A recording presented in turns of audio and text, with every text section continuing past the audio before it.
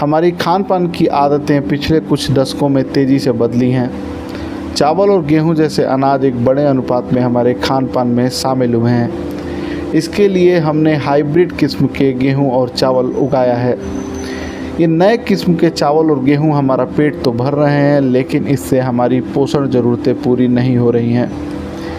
पहली बार भारतीय कृषि अनुसंधान परिषद के वैज्ञानिकों ने इन आधुनिक किस्मों के गेहूं और चावल के पोषण मूल्य को जांचा है। इस अध्ययन के नतीजे गंभीर चेतावनी दे रहे हैं। नतीजों से पता चलता है कि हम जो अनाज खा रहे हैं उनका जो पोषण मूल्य है वो खत्म हो चुका है। यही नहीं, इसमें हानिकारक तत्व भी जमा हो रहे हैं। इस अध्ययन के अनुमान के मुताबिक साल 2040 तक इन अनाजों की पौष्टिकता इतनी कम हो जाएगी कि देश में पहले से ही बढ़ रहे गैर संक्रामक रोगों की समस्या और ज़्यादा बढ़ जाएगी।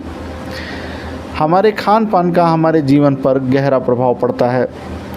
कल्पना कीजिए, पूरी आबादी ऐसी खाना खा रही है जिसमें कम पोषण हो, जिसमें विटामिन एवं अन्य जरूरी तत्व नहीं हो, जो कि विकास, बीमारियों से बचाने और स्वस्थ रहने के लिए बेहद ज़रूरी है। तो इसका परिणाम क्या होगा? स्वाभाविक रूप से इसके परिणाम घातक होंगे। केंद्रीय कृषि और किसान कल्याण मंत्रालय के अधीन काम करने वाले भारतीय कृषि अनुसंधान परिषद के वैज्ञानिकों के अनुसार यही हमारा भविष्य है, जिसकी तरफ हम बढ़ रहे हैं। नवंबर 2023 में ICAR, पश्चिम बंगाल विधान चंद्र कृषि विद्यालय और तेलंगाना राष्ट्रीय पोषण संस्थान के वैज्ञानिकों ने एक महत्वपूर्ण शोध प्रकाशित किया। इसमें बताया गया है कि हरित क्रांति ने भारत को खाद्य सुरक्षा हासिल करने में तो मदद की, लेकिन पोषण सुरक्षा कमज़ोर कर दी। यह अपनी तरह का ऐसा पहला शोध है जो बताता है कि ज़्यादा उपज देने वाली फसलें बनाने के लिए किए गए प्रयासों ने चावल और गेहूं के पोषण मूल्यों को कम कर दिया है। ये दोनों भारत के मुख्य अनाज हैं।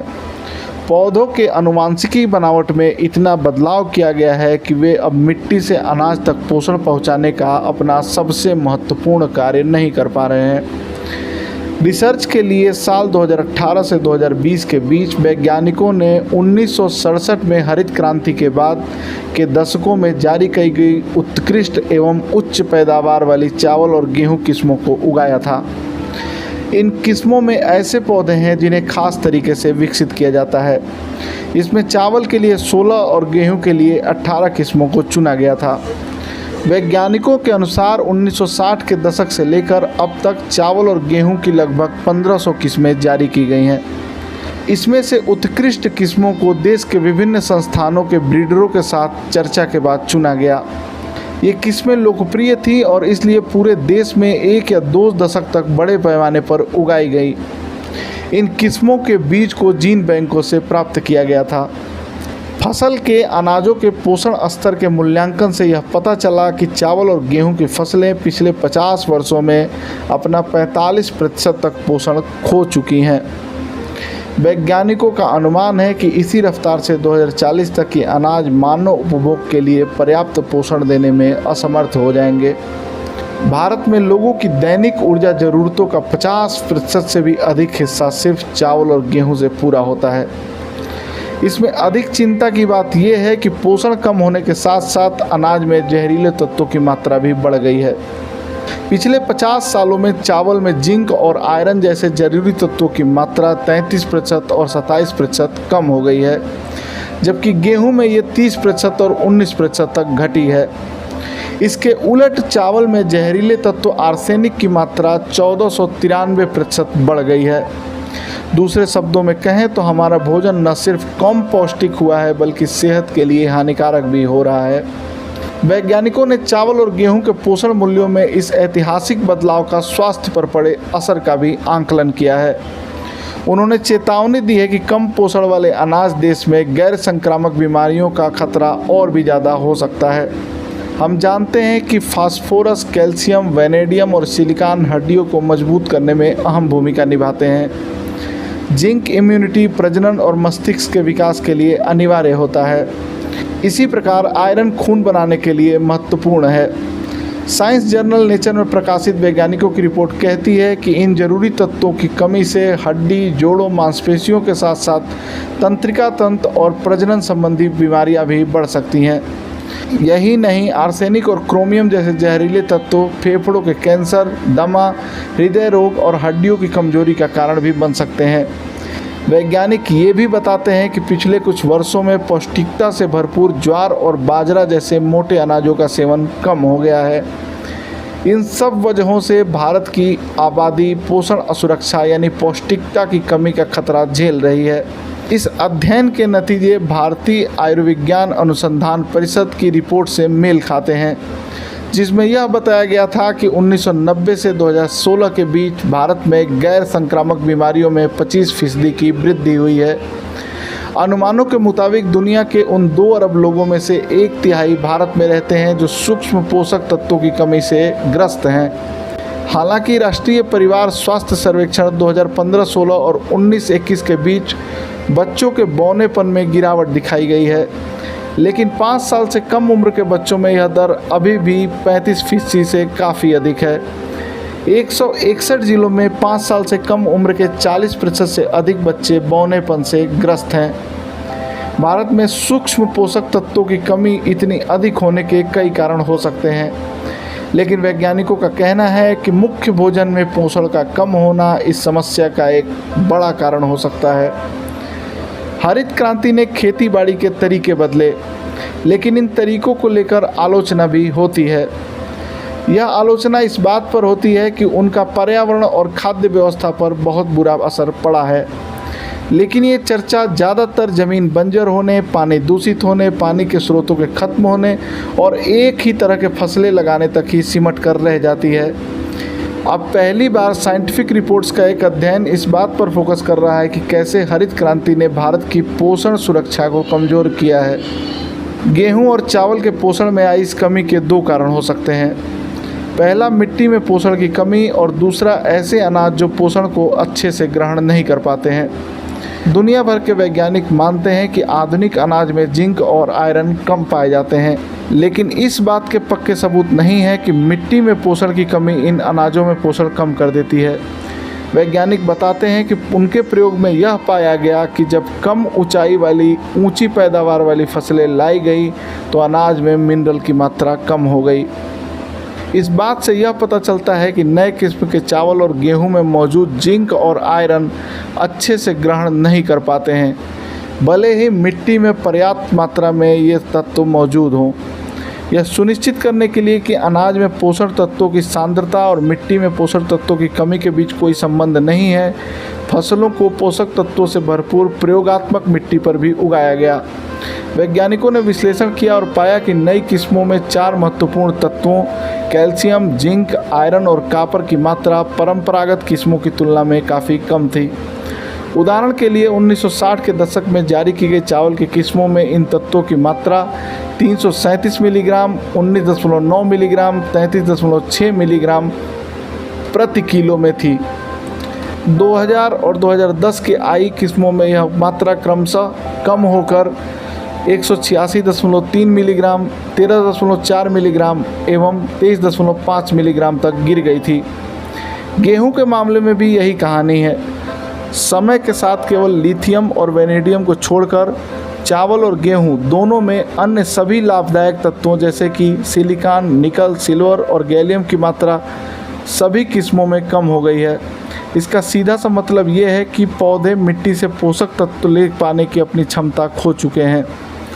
जब हमारे देश में अधिक पैदावार वाली फसलें तैयार होनी शुरू हुई तो उनमें उन जीनों का चयन नहीं हुआ जो अनाज में पोषक तत्वों को बढ़ाते हैं, बल्कि उसमें ऐसे जीन लिए गए जो उत्पादन बढ़ाते हैं। इस प्रकार से हमारा ध्यान पैदावार पर अधिक था और पोषक तत्वों पर कम था। अधिक पैदावार पर इतना ध्यान देने से भोजन के पोषण मूल्य, खासकर उनमें मौजूद खनिज तत्वों की कुल मात्रा, जिसे आयोनोम कहा जाता है, की उपेक्षा हो गई। हरित क्रांति का लक्ष्य था कि देश की तेज़ी से बढ़ती आबादी को खाना खिलाना और देश के अनाज के मामले में आत्मनिर्भर बनाना। उस दौर में बार बार अकाल और अनाज की कमी के संकट से दो चार होना पड़ता था। इसलिए कृषि वैज्ञानिकों का मुख्य ध्यान पैदावार बढ़ाने पर था और पोषण की कमी के बारे में सोचने की स्थिति ही नहीं थी। 1980 के दशक के बाद ही देश में पोषण की कमी की पहली आधिकारिक रिपोर्ट जारी हुई। हरित क्रांति के पहले भारत में उगाई जाने वाली पारंपरिक चावल और गेहूं की किस्मों में कई महत्वपूर्ण गुण थे। किसानों के चयन के कारण प्राकृतिक एवं स्वाभाविक रूप से विकसित हुई ये किस्में न सिर्फ स्थानीय वातावरण के लिए अनुकूल थी, बल्कि उसमें पोषण भी भरपूर होता था। हरित क्रांति के दौरान इन देसी किस्मों का इस्तेमाल कई नई किस्में बनाने के लिए किया गया। उच्च पैदावार वाली किस्मों से ली गई जीनों को इनमें डालकर अनाज में प्रकाश संश्लेषण से बने पोषक तत्वों की मात्रा बढ़ाने की कोशिश की गई, जिससे अनाज और पैदावार बेहतर होता है। इससे अनाज तक पौधों से पर्याप्त पोषण पहुंचा, लेकिन यह जरूरी नहीं था कि खनिज एवं अन्य पोषक तत्व भी उसी अनुपात में पहुंचे। धीरे धीरे अनाज ज़्यादा पोषण लेने के अपने गुण खोते गए। देसी किस्मों को दूसरी किस्मों के साथ मिलाने से मूल किस्में प्रजनन प्रक्रिया से बाहर हो गईं और देश का उत्पादन लक्ष्य पर ध्यान देते देते धीरे धीरे उनमें मौजूद उपयोगी जीन भी कम हो गए। 1980 के दशक के बाद कृषि वैज्ञानिकों का ध्यान ऐसी किस्में बनाने पर चला गया जो कीटों, बीमारियों का सामना कर सकें और खारे पानी, कम नमी और सूखे जैसी चुनौतियों को झेल सकें। उस समय तात्कालिकता के दबाव में यह सोचने का समय नहीं था कि पौधे पोषक तत्व ले रहे हैं या नहीं। इससे हमने उत्पादन की क्षमता तो बढ़ाई, लेकिन पोषण गुणवत्ता खो दी। हरित क्रांति का एक और नकारात्मक प्रभाव हुआ। आधुनिक प्रजनन कार्यक्रमों में लगातार जेनेटिक बदलाव के कारण पौधों ने जहरीले तत्वों के खिलाफ अपने प्राकृतिक रक्षा तंत्र को भी खो दिया है। असल में पौधे अच्छे और बुरे दोनों ही तरह से खनिज तत्वों को एक ही रास्ते से अवशोषित करते हैं, इसलिए जहरीले तत्वों का तने तक पहुंचना बिल्कुल सामान्य है। लेकिन चावल एक बुद्धिमान पौधा है, इसलिए यह अपनी अनुवांशिक क्षमता का इस्तेमाल करके उन तत्वों को रोकता है जो पौधे या मनुष्यों के लिए अच्छे नहीं होते हैं। यह उन्हें दाने तक नहीं पहुंचने देता। उदाहरण के लिए आर्सेनिक पौधे के लिए ज़्यादा हानिकारक नहीं है, लेकिन मनुष्यों के लिए बहुत हानिकारक है। इसलिए जब मिट्टी में आर्सेनिक की मात्रा अधिक होती है तो चावल का पौधा उस तत्व को ग्रहण करने की ट्रांसपोर्टर की क्षमता को स्वचालित रूप से बंद कर देता है, या यह जहरीली धातु को पौधे के बिना इस्तेमाल के हिस्से में जैसे रिक्तिका में जमा करने के लिए एक और तंत्र का उपयोग करता है। परंतु चावल के पौधे का यह प्राकृतिक तंत्र अब कमज़ोर हो चुका है। अब अनाज की पैदावार बढ़ाने के लिए कुछ खास पोषक तत्वों को पौधे बहुत ज़्यादा मात्रा में ले रहे हैं। उसी रास्ते से हानिकारक तत्व भी पौधों के तने तक अधिक मात्रा में पहुंच जाते हैं। रिसर्च में पाया गया है कि चावल की अच्छी किस्मों में मौजूद हानिकारक तत्वों की रोकने की खास क्षमता अब कम हो गई है। एक यह भी कारण है कि गेहूं की तुलना में चावल में जहरीले तत्वों का जमाव अधिक होता है।